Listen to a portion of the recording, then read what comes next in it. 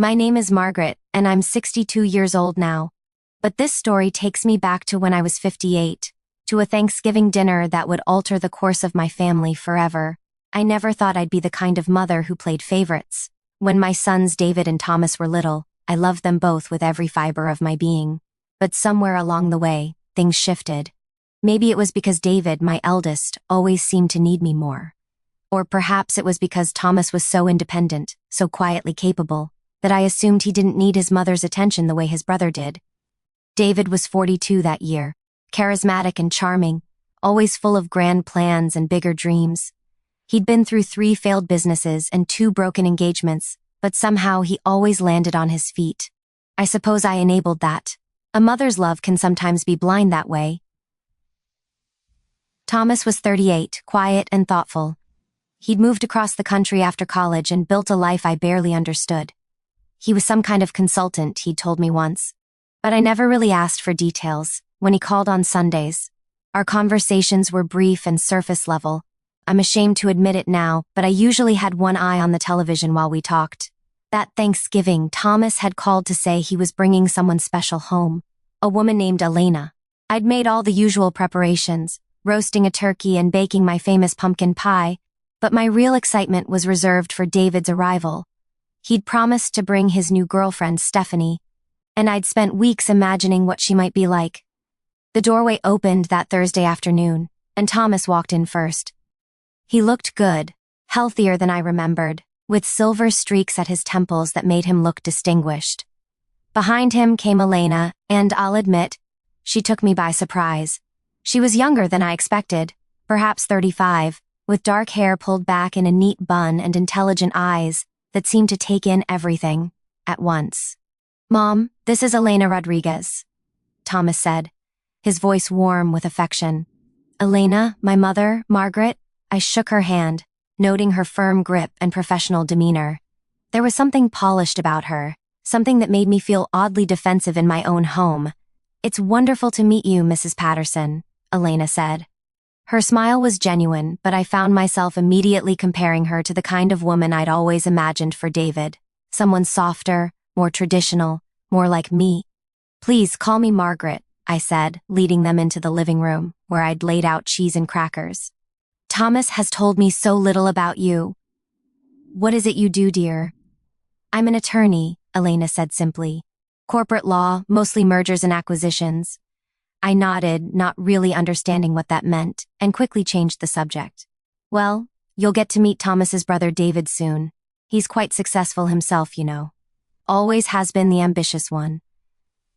I saw Thomas's jaw tighten slightly, but he said nothing. Elena, however, gave him a look I couldn't quite read. Understanding, perhaps. Or sympathy. David arrived an hour later in his typical whirlwind fashion, all energy and noise and big hugs. Stephanie clung to his arm, a sweet-faced girl of 28, who giggled at everything he said. I took to her immediately. "Mom, you look beautiful," David boomed, kissing both my cheeks. "Something smells incredible." "Is that your famous turkey?" "You know it is," I said, beaming. "I made all your favorites." We settled into the living room, and I couldn't help but notice how the dynamics played out.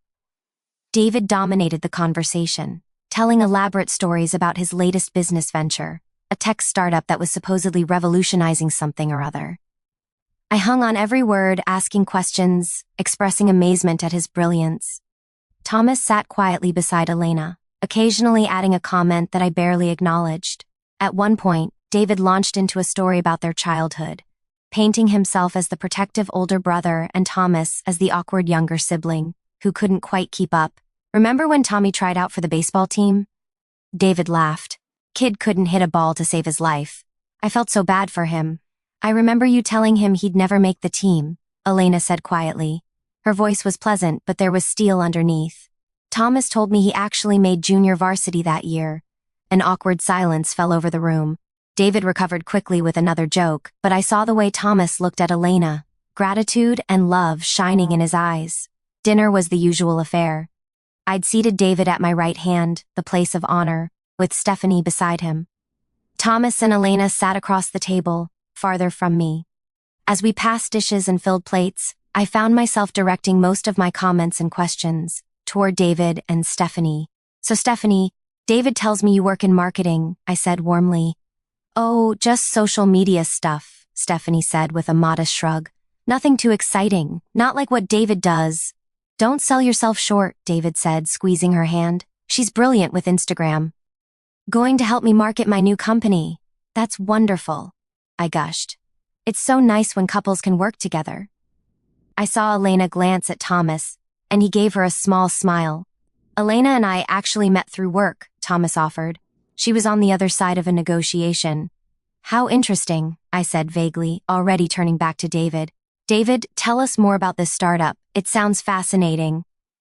For the next hour, David held court. He talked about venture capital and market disruption and scaling potential. I understood maybe half of what he said, but I nodded along enthusiastically. Stephanie gazed at him adoringly. Thomas ate his dinner in silence, and Elena watched everything with those sharp, assessing eyes. It was during dessert that things began to unravel. David had been talking about his previous business ventures, conveniently glossing over the fact that they'd all failed. He made them sound like learning experiences, stepping stones to his current brilliance. I supported every word, adding my own stories about what a special child he'd been, how he'd always been destined for greatness. Unlike some people, I said, the wine making me careless. David was never content to just blend into the background. He always wanted to make his mark on the world. I hadn't meant it as a dig at Thomas. Or maybe I had. Either way, the words hung in the air like smoke. Thomas set down his fork carefully. Mom, what exactly do you think I do for a living? You're some kind of consultant, aren't you? I said dismissively. Which is fine, dear. Not everyone can be an entrepreneur like your brother. Margaret, Elena said carefully. Has Thomas ever told you about his company? His company? I laughed. Thomas works for a company. David owns companies. Actually, Thomas said quietly, I founded my own firm 12 years ago. Something in his tone made me pause. There was a weight to his words, a finality that demanded attention. It's a small consulting firm, I said, trying to regain my footing. He's mentioned it. Patterson Global, Elena said, pulling out her phone. You've never Googled it, have you? I don't see why I would need to, I said defensively. I'm his mother. He tells me about his life, does he? Elena's voice was still gentle, but there was a challenge in it now. Because I don't think you've ever really asked. Her fingers moved across her phone screen. Then she turned it toward me. What I saw made my breath catch. It was a Forbes article, dated from earlier that year. The headline read, Patterson Global, How One Man Quietly Built a Billion-Dollar Advisory Empire. There, under the headline, was a photo of my son Thomas. But not the Thomas I thought I knew. This Thomas stood in front of a glass-walled office building wearing an impeccable suit, every inch the powerful executive. His expression was confident, competent, commanding. The subtitle read, Thomas Patterson, founder and CEO of Patterson Global, has become one of the most sought-after advisors in international business, working with Fortune 500 companies and foreign governments to navigate complex global transactions. My hands trembled as I took the phone. Elena swiped to another article, then another. There were dozens of them. Wall Street Journal, Bloomberg, Financial Times. Each one featured my son, the son I'd dismissed as just a quiet consultant who'd never quite measured up to his brother. Billion with a B, David said quietly. His voice had lost all its swagger. He was staring at his brother with an expression I'd never seen before. Genuine shock mixed with something that might have been envy. I kept reading. The articles detailed how Thomas had started small, building relationships and trust, taking on projects other firms considered too risky or complex. How his company now employed over 300 people across 6 countries. How he'd personally negotiated trade agreements and corporate mergers that shaped international markets. One article mentioned his philanthropic work, scholarships for first-generation college students, funding for small business development in underserved communities, donations to children's hospitals, millions of dollars given away quietly, without fanfare. Another article described his reputation in the industry. Brilliant, ethical, discreet. The man you called when everything was on the line and you needed someone you could trust absolutely. I don't understand, I whispered. Why didn't you tell me? Thomas looked at me for a long moment. When he spoke, his voice was measured, but I could hear the hurt underneath. I tried, Mom, many times, but you were never really interested. You'd change the subject back to David within minutes. After a while, I stopped trying. The words hit me like a physical blow. I wanted to protest, to say it wasn't true, but memories flooded back. All those Sunday phone calls where I'd barely listened, all those Christmas visits where I'd fawned over David's latest scheme, while treating Thomas's quiet success as background noise. You always said I was just a nobody, Thomas continued. His voice cracked slightly. Do you remember that? When I graduated college and told you I was going to start my own business, instead of taking the corporate job, you laughed and said I was just a nobody trying to be somebody. I had said that. The memory came back sharp and clear. I'd thought I was being practical, protective even. I hadn't wanted him to fail, but what I'd really been doing was projecting my own fears and limitations onto my son. I didn't mean it that way, I said weakly. Didn't you? Thomas asked. Because you've spent the last 20 years proving it. Every achievement I shared, you minimized. Every time I tried to connect with you, you redirected the conversation to David. Even tonight, with Elena sitting right here, you've barely acknowledged our relationship. You haven't asked her a single meaningful question about herself, or how we met, or why I love her. Elena reached over and took Thomas's hand. The gesture was protective and supportive, and it made me realize that this woman knew my son better than I did. She'd seen his worth when I'd been blind to it. Thomas, I started, but I didn't know how to finish. What could I say? How could I possibly apologize for 2 decades of neglect and dismissal? Stephanie, sweet naive Stephanie, tried to lighten the mood. Well, this is awkward, she said with a forced laugh. How about we talk about something else? But David, for once in his life, was quiet. He stared at his brother as if seeing him for the first time. All those years of being the golden child, of basking in our mother's favoritism, must have suddenly felt hollow. You never needed my help, did you? David said to Thomas. All those times Mom called you to ask if you could give me advice or introduce me to people in your network. You just did it to make her happy. Thomas nodded slowly. You're my brother. I wanted you to succeed. Even though I was a jerk to you growing up, David said. It wasn't a question. Even though Thomas confirmed. Elena cleared her throat gently. Thomas didn't want to come today. I convinced him. I told him that maybe enough time had passed, that maybe things could be different, that maybe you'd want to know him as he actually is, not as who you thought he was. She looked at me then, and I saw the disappointment in her eyes. I was wrong. I'm sorry, Thomas. We should go. No, I said quickly, panic rising in my chest. Please don't go. Please. But what right did I have to ask them to stay? What had I given Thomas that would make him want to remain in a home where he'd been made to feel invisible? Thomas stood up, his chair scraping against the floor. Elena rose beside him, graceful and composed even in this awful moment. They were leaving. My son was leaving and I was losing him, had already lost him years ago without even realizing it. Wait, I said desperately. Please, just wait. Thomas paused but didn't sit back down. He stood there, this accomplished stranger who was my son, waiting for me to say something that mattered. I looked at him, really looked at him, maybe for the first time in decades. I saw the man he'd become despite my neglect. Not because of my support. I saw the hurt he carried, the years of feeling less than, of being treated as the spare son, the backup child, the one who didn't quite measure up. And I saw something else too, a capacity for forgiveness that I didn't deserve, but desperately needed. I was wrong, I said. My voice broke on the words. About everything. About you. I've been so wrong and I don't know how to fix it. You can't fix it, Thomas said quietly. Not tonight. Maybe not ever. But you can acknowledge it. You can stop pretending that everything's fine. I nodded, tears streaming down my face now. I'm sorry. I'm so deeply sorry. You were never a nobody, Thomas. I was the nobody. I was too small, too limited in my thinking to see the remarkable person you were becoming.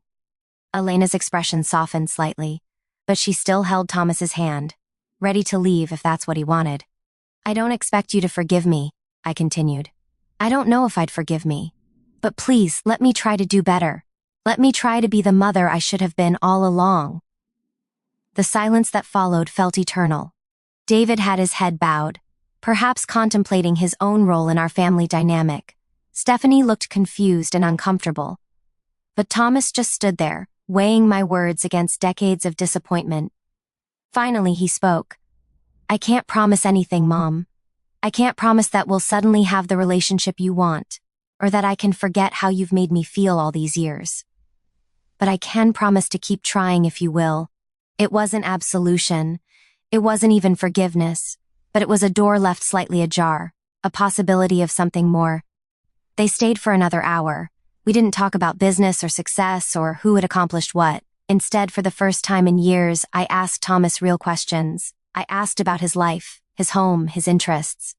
I asked Elena how they met, what she loved about him, what their plans were, and I listened. Really listened. Not just waiting for my turn to talk or looking for a way to bring the conversation back to David. I heard my son's voice, his laughter, his thoughtfulness. I learned that he loved hiking and had climbed 3 of the 7 summits. That he and Elena had been together for 4 years. That they were planning to get married in the spring. 4 years. My son had been in love for 4 years, and I'd never known because I'd never asked. When they left that night, Thomas hugged me. It was brief and not entirely comfortable, but it was real. Elena shook my hand again, and this time I saw a glimmer of respect in her eyes. I hadn't earned it yet, but maybe, with time, I could. After they were gone, David and I sat in the living room, surrounded by the debris of dinner. Stephanie had excused herself to make phone calls, leaving us alone for the first time all evening. I'm a fraud, David said suddenly. I turned to him, surprised. What? All my big talk, all my grand plans. I've never actually succeeded at anything. Not the way Tommy has. He laughed bitterly. Tommy. I haven't called him that since we were kids. I stopped because I thought it sounded childish. But really, I stopped because it was affectionate, and I was too competitive to be affectionate with him. David, I said, but he held up his hand. You made me the golden child, Mom. You gave me all the praise and attention and confidence. But you know what? It ruined me. It made me think I was special just for existing, that I didn't have to work as hard or be as thoughtful or treat people as well. Meanwhile, Tommy, who got none of that, became someone actually worthy of admiration. It was the most honest thing I'd ever heard David say, and the most heartbreaking. We both failed him, I said softly. Yeah, David agreed. We did. We sat in silence for a while. 2 people who'd built an entire family dynamic on false assumptions and misplaced priorities, now seeing clearly for the first time what we'd done. The months that followed were not easy. I called Thomas every week, not to talk about myself or to ask favors for David, but to listen to him. Some calls were awkward, full of long pauses and careful words. Some were better, with glimpses of real connection. I started seeing a therapist. At 62, I finally began examining why I'd played favorites, why I'd been so blind to Thomas's worth. What I learned was painful. I'd seen David as an extension of myself, living out the bold, charismatic life I'd never had the courage to live. Thomas, in his quiet competence, had threatened me somehow. He didn't need me the way David did, and I'd punished him for that independence. Elena and Thomas got married in April, in a small ceremony overlooking the Pacific Ocean. I was invited, so was David. We both went, both of us on our best behavior, both of us trying to show Thomas that we could be better. The ceremony was beautiful. As I watched Thomas say his vows, his voice strong and sure, I saw him clearly for perhaps the first time, not as the disappointing son who didn't live up to David, but as his own person, complete and whole and remarkable. During the reception, Elena found me standing alone by the ocean. She handed me a glass of champagne and stood beside me, looking out at the waves. Thank you for coming, she said. Thank you for inviting me, I replied. And thank you for that Thanksgiving dinner, for showing me the truth. Elena was quiet for a moment. Then she said, I almost didn't. Thomas didn't want me to. He said there was no point, that you'd never really see him. But I convinced him that everyone deserves a chance to change, to grow. I'm glad I was right. So am I said. Though I don't deserve your faith in me. Maybe not yet, Elena said with a small smile. But Thomas believes you're trying. That's enough for now. That conversation gave me hope. Not for instant redemption or for erasing the past, but for the possibility of building something new, something honest with my son. Today, 3 years after that Thanksgiving, my relationship with Thomas is better than it's ever been. We talk regularly. I've visited him and Elena in San Francisco. I've met his colleagues, toured his offices, and finally understood the magnitude of what he's built. But more importantly, I've learned who he is as a person. I know about his passion for environmental conservation, his quiet generosity, his terrible jokes, his love of old jazz music. I know him not as a reflection of my expectations, but as himself. David and Thomas have also rebuilt their relationship. David finally got sober last year and started working for a nonprofit. He's not trying to be a titan of industry anymore. He's just trying to be a good person, to contribute meaningfully to the world. Thomas helped him get the job and they talk every week. As for me, I'm learning to live with my regrets while not being paralyzed by them. I can't change the past, can't give Thomas back those years when he needed a mother who saw him. But I can be present now. I can be the person he deserves now. Last month, Elena and Thomas told me they're expecting a baby. A girl. They've asked me to be involved in her life, to be the grandmother I never quite managed to be as a mother. I cried when they told me, happy tears this time, mixed with gratitude for a second chance I never thought I'd get. That Thanksgiving dinner 3 years ago was the worst night of my life, and the best thing that ever happened to me. It shattered my comfortable illusions, and forced me to see the damage I'd done. It was humiliating and painful and absolutely necessary. Sometimes I think about that moment when Elena turned her phone toward me, when I first saw those articles about my son, how everything I thought I knew inverted in an instant. How the son I'd dismissed as just a nobody was revealed to be someone extraordinary. But here's what I've learned. Thomas was always extraordinary. His worth was never determined by Forbes articles or business success. He was extraordinary in his kindness, his resilience, his capacity to become someone worthwhile despite a mother who couldn't see his value. The real revelation that night wasn't about Thomas's success. It was about my failure to look beyond my own limitations, to love both my children for who they actually were, to be the parent they both needed. I'm 62 years old and I'm still learning to listen more than I speak, to ask questions more than I assume, to see people clearly rather than through the distorted lens of my own insecurities. It's humbling work, but it's the most important work I've ever done. If you're listening to this and you recognize something of yourself in my story, if you've been blind to someone's worth, or taken someone for granted, or let your own limitations define how you see others, I want you to know it's not too late. It's never too late to open your eyes, to see clearly, to try to do better. The people we love deserve to be seen for who they are, not who we want them to be, not who we're comfortable with them being, but who they actually are in all their complexity and worth. That Thanksgiving dinner taught me that the hard way. But I'm grateful for the lesson, painful as it was, because it gave me back my son. And it gave me a chance to become a better person, a better mother, a better human being. Some lessons can only be learned through heartbreak. But if we're willing to learn them, if we're willing to change, then even our worst moments can become doorways to grace. That's my story. That's my truth. And that's my hope for anyone who needs to hear it. If this story touched your heart or made you think about the relationships in your own life, please take a moment to like, share, and subscribe.